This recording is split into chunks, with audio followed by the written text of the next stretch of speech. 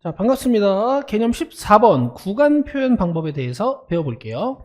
자, 두 실수 A, B, A가 작은 실수, B가 큰 실수가 있고요. 자, 집합들이 이렇게 표현이 돼 있어. 자, 어디서 이제 여러분들 많이 보셨냐면 뭔가 이런 fx의 최대 최소를 찾으실 때요.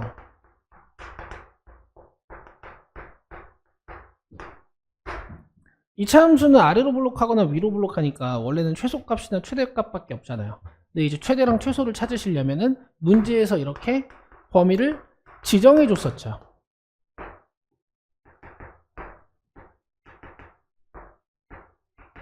그래서 함수를 일부분만 봐라. 이래야 최대값과 최소값이 존재하니까요. 자, 이런 데서 보셨던 표현들이에요. 자, 지금부터 이런 구간 표현 방법들을 어떻게 간단하게 만들 거냐면, 자, 잘 보세요. 이상이나 이하 같은 건 요 A 쪽에다가 이렇게 대괄호를, B 쪽에다가 이렇게 대괄호를 쳐줄 거야. 자, 요 이상 같은 건 있잖아요. A 쪽에다가 이렇게 대괄호를 쳐줄 거예요. 이렇게 이하 같은 건 있잖아요. 이 B 쪽에다가 이렇게 대괄호를 쳐주실 거야. 자, 그 다음에 이렇게 초과 미만, 초과 같은 거는 A 초과라고 되는 거잖아요. 이 A 쪽에다가 이렇게 소괄호를, 이렇게 B 쪽에다가 소괄호를, 이렇게 B 쪽에다가 소괄호를, 이렇게 A 쪽에다가 소괄호를 쳐주실 거예요. 자, 이때 대괄호 A, B를 닫힌 구간이라고 하는데요. 우리가 얘를 수직선에다가 한번 표현해 보면 A와 B를 포함하는 거니까 우리가 A, B의 구멍을 이렇게 닫은 다음에 X값의 범위를 표현했었죠. 그래서 구멍이 닫혀 있다라고 해서 닫힌 구간이라고 합니다. 자, 얘는 어떻죠? X가 A랑 B를 포함하는 것은 아니니까 A와 B의 구멍을 이렇게 열어놓고 X값의 범위를 수직선에 표현하곤 했었잖아요. 이렇게 구멍이 열려있다라고 해서 소괄호 A, B는 열린 구간이라고 해요.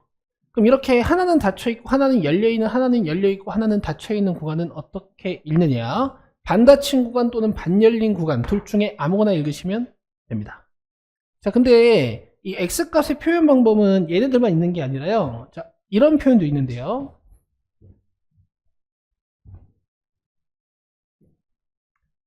그냥 뭔가 fx를 그려놓고 x가 2보다 작은 이 전체를 다 봐라 뭐 이런 표현도 있단 말이지. 이런 표현들요. 자, 그러면 예전에는 이런 표현을 우리가 x바 x는 2 이하 이렇게 썼었는데 지금부터는 이렇게 쓸 거예요. 자, 잘 봐요. 이하 쪽은 이렇게 대괄호를, 이상 쪽도 요 a에다가 이렇게 대괄호를, a부터 보는 거니까. 그 다음에 이쪽은 이제 제한이 없잖아요. X값을 쭉 읽어주는 거잖아. 이때 우리가 이 무한대 기호를 이용해서 표현을 해줍니다. 자, 얘는 A 이상이니까 A부터 시작해서 플러스 무한까지, A부터 시작해서 플러스 무한까지. 자, 이렇게 초과나 미만 같은 건 계속해서 우리가 소괄호로 표현을 할 건데요. 자, 이것은 이제 약속이야. 무한대 옆에는요. 자, 무한대 기호 옆에는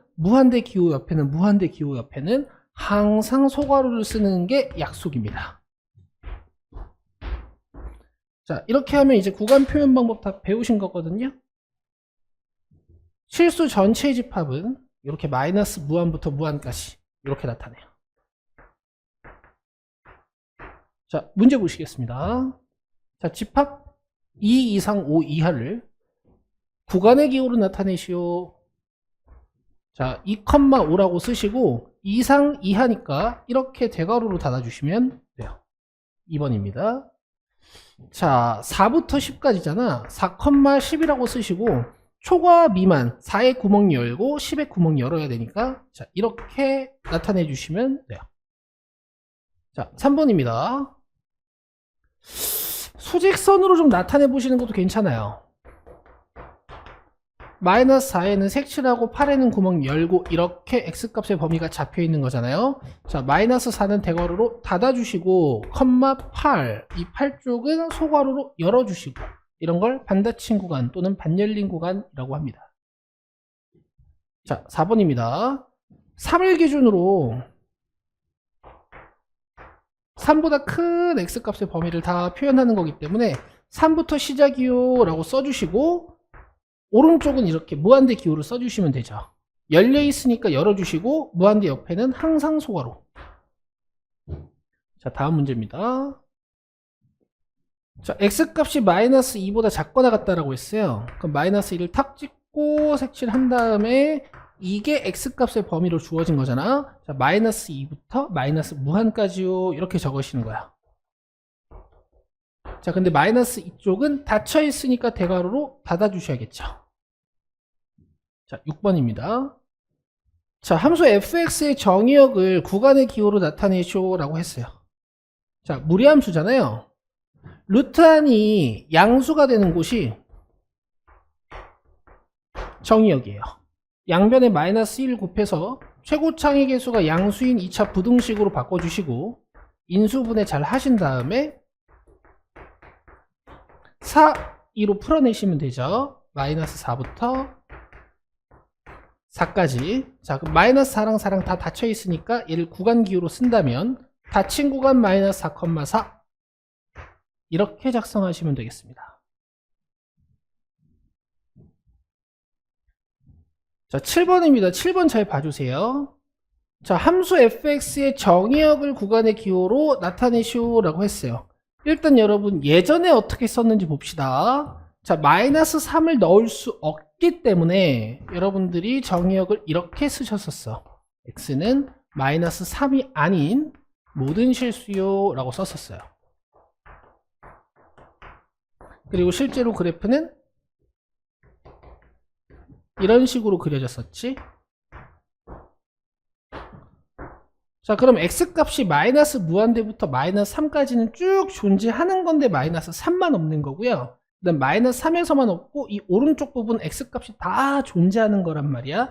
자, 전체 실수 범위 마이너스 무한부터 무한까지인데 마이너스 3에서만 끊어주시면 되기 때문에 이렇게 쓰시는 거거든요. 여보세요. 마이너스 무한 마이너스 3 열고 마이너스 3부터 다시 무한까지 이렇게 작성해 주시면 됩니다.